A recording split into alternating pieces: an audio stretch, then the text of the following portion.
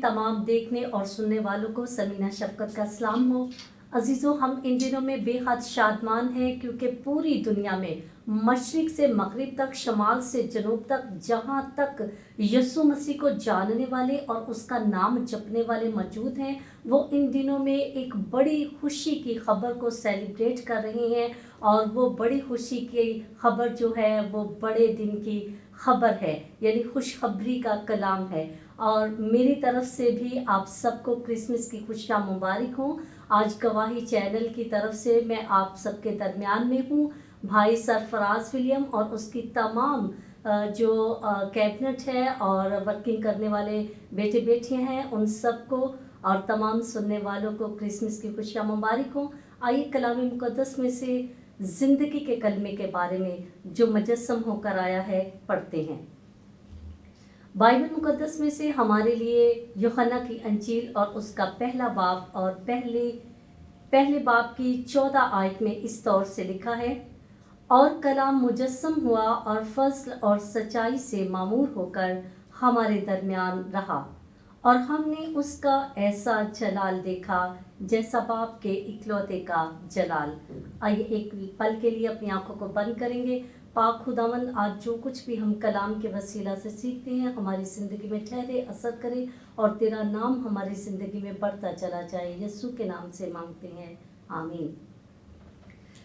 हमने कलाम मुक़द्दस में से यूहन्ना की इंजील और उसका पहला बाब और उसकी 14 आयत में से पढ़ा है कि कलाम मुजस्सम हुआ है। लिखा है कलाम मुजस्सम हुआ, यानी कि कोई आयात या कोई लफ्ज़ या कोई ज़ाब्ते जो हैं वो मुजस्सम नहीं हुए हैं, बल्कि कलाम मुजस्सम हुआ है। इसका मतलब है कि एक ऐसा कलाम मुजस्सम हुआ। मुजस्सम हुआ का मतलब है जिस्म इख्तियार करना। तो इसका मतलब है कलाम मुजस्सम हुआ है, कलाम ने जिस्म इख्तियार किया है। कौन से कलाम ने जिस्म इख्तियार किया है? इसलिए कि ज़ाब्ते, आयात या लफ्ज़ जो हैं वो जिस्म इख्तियार नहीं कर सकते। कलाम जो ज़िंदा कलाम है वो मुजस्सम हुआ है, और वो कलाम मुजस्सम हुआ है जिसके ताल्लुक़ से ज़बूर नवीस कहता है कि तेरा कलाम जो है वो मेरे कदमों के लिए चिराग और राह के लिए रोशनी है। वो कलाम मुजस्सम हुआ है जो आसमान खुदा के जलाल से और ज़मीन उसके जो है लश्कर से और उसकी कुदरत से मामूर की गई है। वो कलाम मुजस्सम हुआ है। वो कलाम मुजस्सम हुआ है जो ज़िंदा और मुअस्सर है और हर दो धारी तलवार से ज़्यादा तेज़ है। इसका मतलब है वो कलाम जो ज़िंदा और मुअस्सर है। ज़िंदा का मतलब है ज़िंदगी रखने वाला। तो हम जान सकते हैं कि वो कलाम मुजस्सम हुआ है जो अपने अंदर ज़िंदगी रखता है। इसका मतलब है कि कलाम मुजस्सम हुआ है। हुआ है का मतलब है कि वो मुज़क्कर है, और जब मुज़क्कर है तो वो इलाही शख्स है। तो इस एतबार से हम ये जान सकते हैं कि कलाम मुजस्सम हुआ, यानी कि इलाही शख्स मुजस्सम हुआ है। ये इलाही शख्स जो मुजस्सम हुआ है, जिसने जिस्म इख्तियार किया है, ये कौन है? कलाम के ताल्लुक़ से पहले यूहन्ना की अंजील और उसके पहले बाब और उसकी पहली आयत ही में लिखा है कि इब्तिदा में कलाम था और कलाम खुदा के साथ था और कलाम खुदा था। इब्तिदा में यानी कि शुरू से। इब्तिदा का मतलब है कि इसका कोई शुरू जो है इसका कोई सिरा नहीं होता। तो इब्तिदा में कलाम था, यानी ज़िंदगी का कलाम इब्तिदा से था। और ये बात हमें पैदाइश की किताब और उसके पहले बाब और उसकी पहली आयत ही से पता चल जाती है। इब्तिदा में कलाम था और कलाम खुदा के साथ था। इसका मतलब है जो कलाम मुजस्सम हुआ है, जो जिंदा और मुअस्सर है, वो कलाम खुदा के साथ था। तो कलाम खुदा के साथ था, ना कि खुदा कलाम के साथ। पहली बात हमें ये पता चलती है कि कलाम खुदा के साथ था। वो कलाम खुदा के साथ था जिसके मुतालिक लिखा है कि सब चीज़ें उसके वसीला से पैदा हुई हैं और कोई चीज़ भी उसके बगैर पैदा नहीं हुई। वो कलाम मुजस्सम हुआ है जो कलाम खुदा के साथ था। तो जो कलाम खुदा के साथ था उसी कलाम से खुदा ने कलाम किया कि रोशनी हो जा, और उसी कलाम ने रोशनी को और दुनिया की सारी मखलूक़ात को खलक कर दिया। इमसाल की किताब और उसके 8वें बाब और उसकी 30 आयत के मुताबिक आप अपने घरों में इसको पढ़ सकते हैं। वो कलाम मुजस्सम हुआ है जिसने दुनिया को खलक किया है।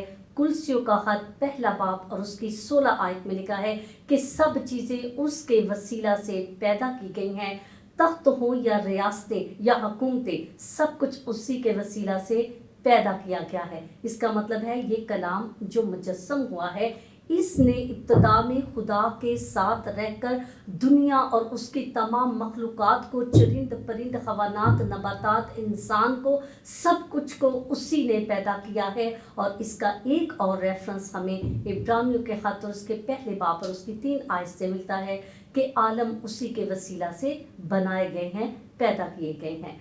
तो ये कलाम मुजस्सम हुआ है। आज से 2000 साल पहले ये कलाम जो इब्तिदा में खुदा के साथ था, ये कलाम मुजस्सम हुआ है। अब कलाम लिखा है और कलाम खुदा था। इसका मतलब ये हुआ कि कलाम जो है ये खुदा था। और 14 इसी बाब में, यूहन्ना की इंजील पहले बाब और उसकी 18 आयत में लिखा है कि खुदा को कभी किसी ने नहीं देखा, इकलौता बेटा जो बाप की गोद में है उसी ने उसे जाहिर किया है। अब यहाँ से हम समझ पाते हैं कि ये कलाम जो मुजस्सम हुआ है, ये एक ऐसे खुदा को जाहिर करने के लिए जाहिर हुआ है, खुदा जिसको कभी किसी ने नहीं देखा।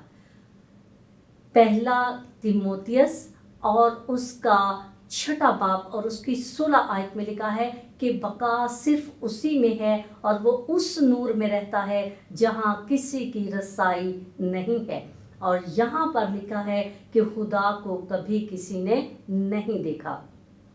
दोनों सूरतों में हमें नज़र आ रहा है कि जो कलाम मुजस्सम हुआ है वो खुदा का इकलौता बेटा है, यानी खुदाए वलीद है, बज़ाते खुद खुदा मुजस्सम होकर दुनिया में बेटे की सूरत में ज़ाहिर हुआ है।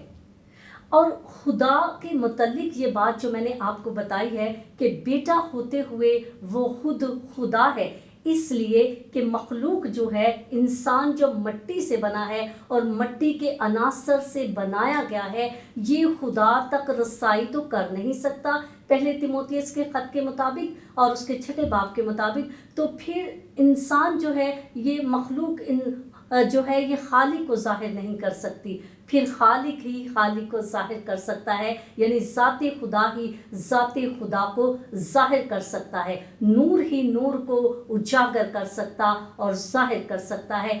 इसलिए इकलौता बेटा, यानी जिसको ग्रीक में मोनोगनेस थियोस, खुदाए वलीद बज़ाते खुद खुदा मुजस्सम होकर दुनिया में आया है।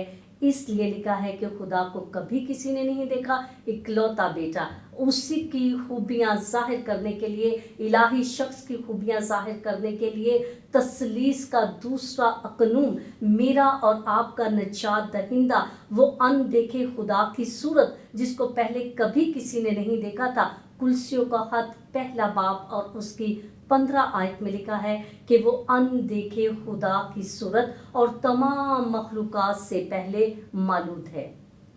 इसका मतलब ये हुआ कि खुदा अनदेखा है, खुदा को कभी किसी ने नहीं देखा, मगर जो बेटा, जो कलाम मुजस्सम हुआ है, उसकी मौजूदियत बाप से है। वो बाप के जौहर में अज़ल से मौजूद और इस आलम में गलतियों के खत और उसके 4 बाब के मुताबिक जब वक्त पूरा हो गया तो वो औरत की नस्ल से ज़ाहिर हुआ है, औरत की नस्ल से पैदा हुआ है। और लिखा है कि वही कलाम मुजस्सम हुआ है जो कि बाप के साथ था।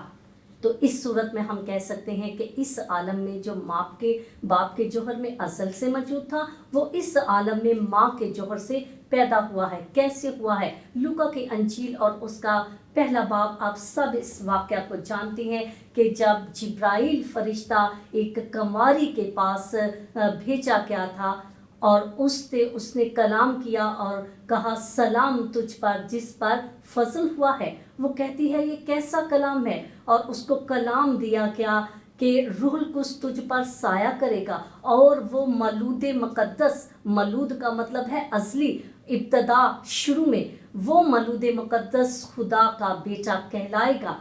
खुदा होते हुए وہ خدا کا بیٹا ہوتے ہوئے خود خدا ہے، مگر رومیو کے خط اور اس کے 3 باب کے مطابق وہ داؤد کی نسل سے پیدا ہونے کے اعتبار سے بیٹا کہلاتا ہے۔ بشریت میں وہ بیٹا کہلاتا ہے، الوہیت میں وہ بیٹا ہے۔ اس اعتبار سے کلام مجسم ہوا ہے۔ لکھا ہے کہ کلام مجسم ہوا، اور دوسری طرف بتایا گیا ہے کہ بیٹے نے باپ کی گود میں ہے، اس نے اس کی خوبیوں کو ظاہر کیا ہے۔ اس سے پہلے کہ ہم آگے آیت میں پڑھیں، میں اس بات کو ڈیفائن کر دوں یہاں پر آپ کے لیے کہ جو میں نے جیسے کہا کہ مخلوق جو ہے ذات انسانی، ذات خدا کی خوبیاں ظاہر نہیں کر سکتی، ہاں اس کی گواہی ضرور دے سکتی ہیں، اس کی شہادتیں ضرور بیان کر سکتی ہیں، اس کے متعلق معلومات ضرور بیان کر سکتی ہیں، جیسے یوحنا ہی کی انجیل میں اور اس کے پہلے باب اور اس کی 7 آیت میں ہمیں یوحنا کے بارے میں پتہ چلتا ہے کہ یوحنا جو ہے جو زکریا کا بیٹا ہے، اس کے تعلق سے یہاں پر لکھا گیا ہے کہ وہ خود تو نور نہ تھا مگر نور کی گواہی دینے کے لیے آیا ہے۔ وہ خود نور نہ تھا مگر وہ نور کی گواہی دیتا ہے۔ اور جب ہم اسی بات کو اور زیادہ کھل کر جانتے ہیں تو ہمیں پرانے عہد نامہ سے پتہ چلتا ہے کہ جتنے انبیاء اکرام آئے، جتنے نبی آئے، جتنے رسول آئے، انہوں نے ہمیں خدا کے بارے میں بتایا ہے، خدا کے متعلق معلومات دی ہیں، خدا کو ظاہر نہیں کیا۔ ظاہر صرف الہی ذات ہی کر سکتی تھی۔ انہوں نے معلومات دی کہ خدا جو ہے وہ یہوہ یری ہے، خدا جو ہے وہ یہوہ شالوم ہے، وہ رافع ہے، وہ قدوس ہے، وہ مہربان ہے، وہ غیور خدا ہے۔ تو اس کا مطلب یہ ہوا کہ انبیاء نے ہمیں صرف اور صرف اس کے متعلق معلومات دی ہیں، مگر اکلوتا بیٹا جو باپ کی گود میں ہے، اس نے کلام کو مجسم ہو کر، جسم اختیار کر کے، تجسم کی صورت میں ظاہر ہو کر الوہیت کو بشریت میں ظاہر کر دیا ہے۔ یہ اس کی قدرت کا بہت بڑا معجزہ ہے۔ اس لیے ہم کرسمس کو بڑی خوشی، بڑا تہوار مانتے ہیں، کیونکہ ہمیں عالم بالا کی طرف سے فرشتوں کی صورت میں ایک بڑا پیغام لوکا کی انجیل اور اس کے 2 باب میں مل گیا ہے کہ میں تمہیں بڑی خوشی کی بشارت دیتا ہوں جو ساری امت کے واسطے ہے۔ آگے لکھا ہے کہ کلام مجسم ہوا اور فضل اور سچائی سے معمور ہو کر ہمارے درمیان رہا۔ فضل اور سچائی سے معمور ہو کر، اس کا مطلب ہے کہ جو کلام مجسم ہوا ہے، جو زندگی کا کلمہ مجسم ہوا ہے، وہ بیٹا جس نے باپ کی گود میں ہو کے باپ کی خوبیوں کو ظاہر کرنے کے لیے دنیا میں آیا ہے، وہ فضل اور سچائی سے معمور ہے۔ اب فضل جو ہے وہ تو معمور ہے، اور کیسے معمور ہے؟ کلسیوں کے خط 2 باب میں اس کے متعلق ہے۔ اس سے پہلے کہ میں آپ کو یہ آیت پڑھ کے بتاؤں، ہم ایک بریک لیں گے اور اس کے بعد ہم واپس آئیں گے۔ Take care and back.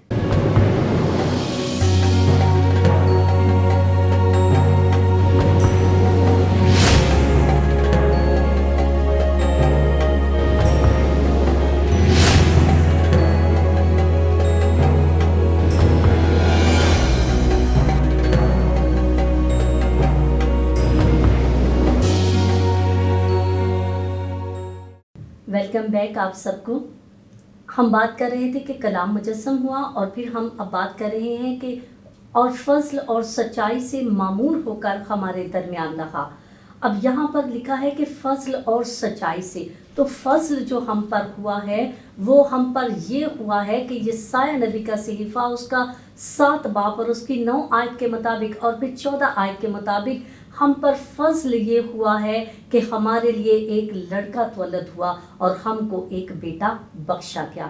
اور ہم پر فضل یہ ہوا ہے کہ یسایہ نبی کا صحیفہ اس کے 11ویں باب میں پرانے عہد نامہ میں اور اس کی پہلی آیت میں لکھا ہے کہ یسی کے تنے سے ایک کونپل نکلے گی اور اس کی جو شاخیں ہیں ان سے ایک بار آور شاخ پیدا ہوگی۔ تو اس کا مطلب یہ ہوا کہ وہ فضل جو ہم پر ہوا ہے وہ یہ ہوا ہے کہ یوحنا کی انجیل اور اس کے 3 باب اور اس کی 16 آیت کے مطابق ہم پر بیٹے کی پیدائش کا فضل ہوا ہے۔ کلام خود مجسم ہو کر دنیا میں آ گیا ہے۔ فضل ہم پر یہ ہوا ہے کہ ہم کو بیٹا بخشا گیا ہے۔ اور بیٹے کے وسیلہ سے ہمیں زندگی مل گئی ہے، اور زندگی بھی ایسی جو بقا کی زندگی ہے، زندگی بھی ایسی جو نور کی زندگی ہے، کیونکہ لکھا ہے یوحنا ہی کی انجیل اور اس کے پہلے باب اور اس کی 3 آیت میں کہ اس میں زندگی تھی اور وہ زندگی آدمیوں کا نور تھی، اور فضل کے وسیلہ سے جو خدا نے ہم پر کیا، خدا نے دنیا سے ایسی محبت رکھی کہ اس نے اپنا اکلوتا بیٹا بخش دیا۔ فضل ہم پر یہ ہوا ہے کہ بیٹا ہمیں مل گیا ہے، اور بیٹے کے سبب سے ہمیں زندگی مل گئی ہے، اور زندگی بھی کوئی معمولی زندگی نہیں ملی، نور زندگی مل گئی ہے، وہ زندگی جس کی تلاش نبی، انبیاء اور تمام پیشن گوئیوں کے مطابق ہوئی ہے۔ پیدائش کی کتاب سے ملاکی تک اگر ہم جو ہے نبوتوں کا ذکر کریں تو ہمیں پتہ چلتا ہے کہ ہم پر یہ فضل ہوا ہے کہ ہمیں بیٹا بخش دیا گیا ہے، اور بیٹے کے سبب سے زندگی ملی ہے، اور زندگی کو قبول کرنے کے مطابق یوحنا کی انجیل پہلا باب اور اس کی 12 آیت میں جتنوں نے اسے قبول کیا اس نے انہیں خدا کے فرزند بننے کا حق بخشا۔ فضل ہوا ہے کہ بیٹے کو ہم قبول کر سکتے ہیں، اور جب بیٹے کو قبول کرتے ہیں تو ہم فرزندیت میں شامل ہوتے ہیں، فرزند بن جاتے ہیں۔ تو پھر رومیو کا خط اس کے 8 باب اور اس کی 14 آیت اور 15 آیت کے مطابق ہم غلامی کی روح میں نہیں رہتے جس میں پرانے عہد نامہ میں لوگ جی رہے تھے، کیونکہ ابلیس کی قید میں تھے، اور یسوع مسیح ہمیں ابلیس کی قید سے چھڑانے آیا ہے، اور اس نے خود فرمان دے دیا لوکا کی انجیل اس کے 4 باب میں کہ خداوند خدا کا روح مجھ پر ہے، اس نے مجھے بھیجا ہے کہ قیدیوں کو جو ہے وہ آزاد کروں، اور غریبوں کو خوشخبری دینے کے لیے وہ آ گیا ہے، اور لکھا ہے کہ اس نے مجھے مسح کیا ہے، اور وہ اس کے سالے مقبول کی منادی کر رہا ہے۔ بیٹے کے وسیلہ سے بیٹے کو قبول کیا، پہلے زندگی جو ہے وہ مجسم ہوئی ہے، پھر زندگی 18 آیت کے مطابق ظاہر ہوئی ہے، پھر 12 آیت کے مطابق ہم نے اس زندگی کو قبول کر لیا ہے، اب یہ زندگی ہمارے اندر آ گئی ہے۔ اس زندگی کو قبول کرنے کے وسیلہ سے ہمیں روح القدس انعام میں مل گیا ہے، اور جب ہمیں روح القدس انعام میں مل گیا ہے تو ہم بادشاہی کے وارث بن گئے ہیں۔ رومیو کا خط اور اس کا 8واں باب اور اس کی 14 آیت کے مطابق ہم لے پالک بیٹے بن گئے ہیں، اب ہم اس کو ابا یعنی اے باپ کہہ کر پکارتے ہیں، اور اس کے سبب سے ہمیں وراثت مل گئی ہے، باپ کے پاس آسمان پر بیٹے کی وجہ سے ہمیں حصہ مل گیا ہے۔ سوچیے اگر کلام مجسم نہ ہوتا، بیٹا دنیا میں نہ آتا، بیٹا تو وہ پہلے بھی باپ ہی کا تھا، ٹھیک ہے، مگر بیٹا جب مجسم ہو کر آیا ہے تو اس کو قبول کرنے کے سبب سے اس نے ہمیں بھی خدا کے بیٹے بیٹیاں بنا دیا ہے۔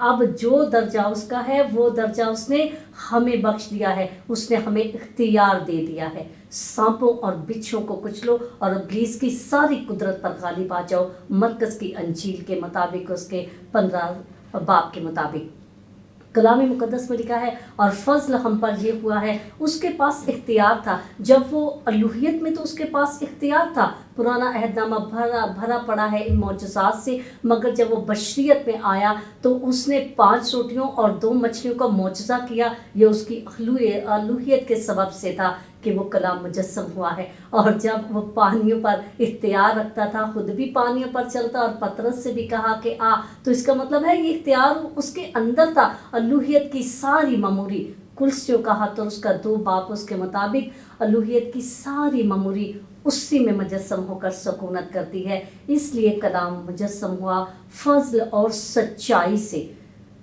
سچائی کے تعلق سے بیان کرتی جاؤں کہ یوحنا کی انجیل اس کے 6 باب میں لکھا ہے کہ سچائی سے واقف ہوگے تو سچائی تم کو کیا کرے گی؟ آزاد کرے گی۔ تو یہ سچائی جو ہے، یہ سچائی کو جو ہے یہ کیسے آزاد کرتی ہے؟ سچائی کو جاننے کے سبب سے، اور جاننے کے لیے اس ذات میں ہونا ضروری ہے۔ حوالہ جو پہلے میں نے آپ کو دیا تھا بریک سے پہلے، وہ پہلا تیموتھیوس اور اس کا 6 باب اور اس کی 16 آیت میں ہے، جہاں لکھا ہے کہ اس نور تک کسی کی رسائی نہیں ہو سکتی، اس لیے نور تک رسائی کرنے کے لیے ذات کو جاننا ضروری ہے، اور ذات سچائی کے اندر پنہا ہے۔ جب ہم سچائی کو جان لیتے ہیں، ہم ذات کو جان لیتے ہیں، اور ذات کے سبب سے ہماری ذات بدل جاتی ہے، ہماری باطنی انسانیت کلسیو افسیو کے خط اور اس کے پہلے باب کے مطابق روز روز اس میں زوراور ہوتی جاتی ہے، اور یہ کلام جو مجسم ہوا ہے یہ فضل اور سچائی سے معمور ہو کر، یعنی پوری قدرت کے ساتھ معمور ہو کر ہمارے درمیان رہا۔ یہ ہمارے درمیان رہا ہے، اس کی کیا شہادت ہے؟ پہلا یوحنا کا خط اور اس کا پہلا باب لکھا ہے کہ اس زندگی کے کلام کی بابت جو ابتدا سے تھا، جسے ہم نے اپنی آنکھوں سے دیکھا اور اپنے ہاتھوں سے چھوا۔ میں آپ کے لیے یہ حوالہ ایک دفعہ نکالنا چاہتی ہوں تاکہ آپ کو پروف مل جائے کہ میں کس کلام کے بارے میں بات کر رہی ہوں۔ پہلا یوحنا کا عام خط ہے جی، اور اس کی پہلی آیت میں لکھا ہے اس زندگی کے کلام کی بابت جو ابتدا سے تھا اور جسے ہم نے سنا اور اپنی آنکھوں سے دیکھا، اور بلکہ غور سے دیکھا اور اپنے ہاتھوں سے چھوا، یہ زندگی ظاہر ہوئی اور ہم نے اسے دیکھا ہے اور اس کی گواہی دیتے ہیں۔ اسی ہمیشہ کی زندگی کی تمہیں کیا کرتے ہیں؟ خبر دیتے ہیں۔ اور آج میں گواہی چینل کی وسادت سے اس زندگی کی آپ کو خبر دے رہی ہوں کہ ہمیشہ کی زندگی دینے والا بادشاہ، نوروں کا منبع، حکمت کا منبع، دانائی کا منبع، بشریت میں جو فضل اس کے وسیلہ سے ہم پر ہوا، اور اس کے فضل کا تذکرہ جو ہے وہ پھر آگے جو ہے وہ یسایہ نبی کے صحیفہ اور اس کے 11ویں باب کی پہلی آیت سے ملتا ہے کہ اس میں حکمت کی روح، اس میں حرد کی روح، اس میں مصلحت کی روح، اس میں خدا کے خوف کی روح ہے، بشریت میں ہے، الوہیت میں تو یہ سب کچھ اس کا اپنا ہی ہے، اور وہ اس سے بھرا پڑا ہے اور اس سے ممور ہے، تھوڑا سا ممور نہیں ہے بلکہ وہ پورا ممور ہے۔ اس لیے ہمیں ایمان رکھنا چاہیے کہ اکلوتا بیٹا جو باپ کی گود میں ظاہر ہوا ہے، وہ اس پوری قدرت کے ساتھ جو آسمانی قدرت ہے وہ مقدسہ مریم کے سبب سے ظاہر ہوا ہے۔ اسی لیے مقدسہ مریم کا ایمان یہاں پر ہمیں نظر آتا ہے، وہ کہتی ہے کہ میں خداوند کی بندی ہوں اور میرے لیے تیرے قول کے موافق ہو۔ قول کے موافق کیا ہوا ہے کہ فضل اور سچائی سے معمور ہو کر وہ ہمارے درمیان میں رہا ہے، اور لکھا ہے ہم نے اس کا ایسا جلال دیکھا جیسا باپ کے اکلوتے کا جلال۔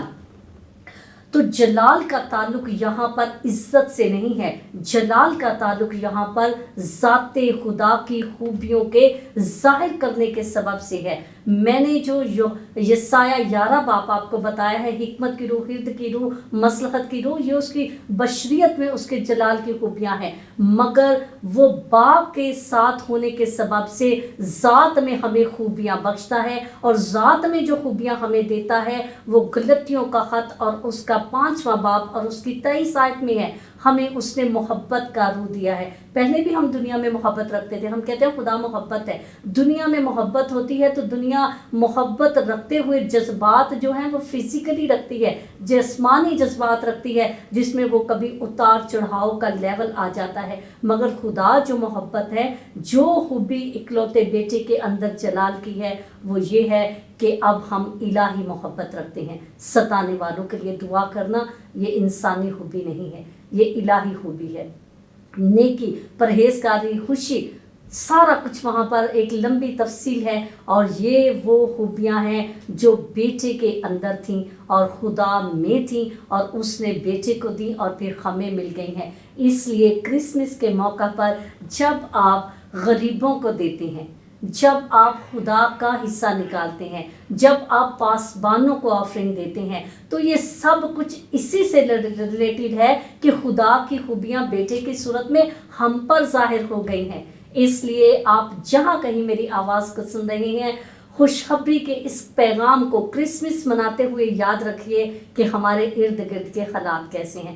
कलाम मुजस्सम हुआ है, फजल और सच्चाई से ममूर होकर हमारे दरमियान में रहा। और जब वो हमारे दरमियान में रहा तो वो तरस भी खाता था, वो रहम भी करता था, उसका फजल बेइंतहा है। हम शुक्रगुजार हैं। जब हम बैतलहम की तरफ गौर करते हैं तो जो चरने की जगह है, जहाँ से जानवर चरते हैं, वहाँ से हमें चरने के लिए ज़िंदगी का कलाम मिल गया है। इसको कबूल कर लीजिए और अपनी ज़िंदगी की सारी नेगेटिविटी को अपने अंदर से ख़त्म कर दीजिए और खुदावन में शादमान रहिए और खुशी के साथ बड़ा दिन मनाएं। आइए हम सब दुआ करते हैं और खुदावन की शुक्रगुजारी करते हैं। कुद्दूस खुदावन, मैं तेरा शुक्र करती हूँ, तू जो भला और अजीम है, तू जो कादिर मुतलिक है, तू जो रहम से भरा हुआ है। हम तेरी बड़ी खुशी के लिए तेरा शुक्र करते हैं खुदावंदा, जो तूने आलम बाला से हमें दी है। और ये ऐसी खुशी है जो इसका कोई इजहार ख़त्म नहीं हो सकता, क्योंकि वो उसके जलाल का परतूर, उसकी ज़ात का नक्श होकर हमारे दरमियान में रहा है। हम शुक्रगुजार हैं खुदावंदा, जो तेरे जलाल का परतूर और तेरा नक्श है। इसी के वसीला से हम और ज़्यादा बढ़ते रहें और तरक्की करें, और हर एक ज़िंदगी जो इस कलाम को सुनती है इन दिनों में, क्रिसमस के दिनों में, आसमान और ज़मीन की सारी बरकतों को हासिल करे और इनके रोटी पानी रिज़्क पर और ज़िंदगी के किसी भी मामले में किसी चीज़ की कमी ना हो। ले तेरे लोग हैं खुदावंद, खुशी से खुशी को मनाएं, एक बड़ी शादमानी को मनाएं और तेरे पैदा होने के बड़े मकसद को जाने। यीशु के नाम से मांगते हैं, आमीन। God bless you.